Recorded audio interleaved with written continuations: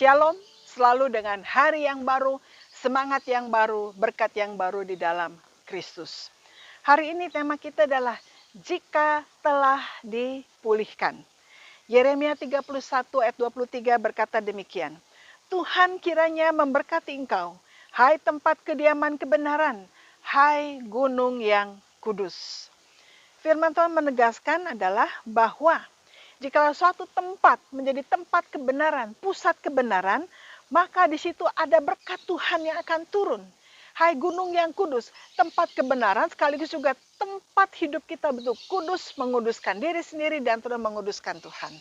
Allah itu maha kudus, maka hidup kita pun harus kudus. Nah, ketika bangsa Israel masuk di dalam pembuangan dalam hukuman Tuhan, oleh karena mereka melakukan hal-hal yang jahat yang tidak berkenan di hadapan Tuhan, mereka tidak hidup dalam pusat kebenaran, mereka tidak kudus, maka berkat Tuhan jauh dari hidup mereka. Yang ada adalah hukuman, tangisan, dan penderitaan yang luar biasa.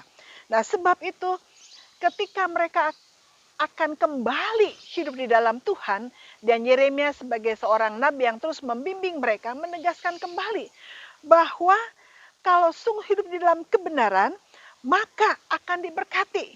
Jadi tempat kediaman kita, hidup kita menjadi pusat kebenaran, kita melakukan kebenaran sesuai dengan keinginan Tuhan, maka kita diberkati. Dan tempat kita ini menjadi tempat yang betul kudus, karena hidup kita kudus, betul-betul hadapan Tuhan. Maka selain hidup benar, kudus, maka kita dalam anugerah berkat Tuhan.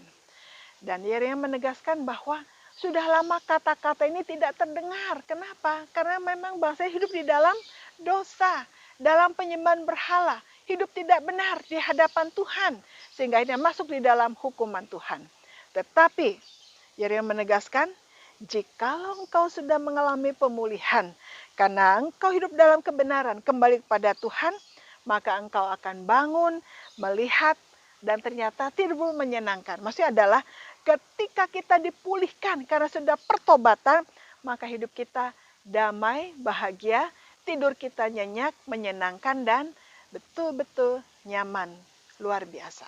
Ya, nah sebab itu, mari bagi yang belum dipulihkan hari ini ambil keputusan, Tuhan, saya mau dipulihkan dan saya mau hidup dalam kebenaran, saya hidup dalam kekudusan supaya berkat Tuhan dicurahkan di dalam kehidupan kita sehingga hidup kita nyaman, sejahtera, tidur nyenyak, ketika terbangun kita sukacita karena ada hidup nyaman, bahagia karena kita sudah dipulihkan, dosa kita sudah diampuni.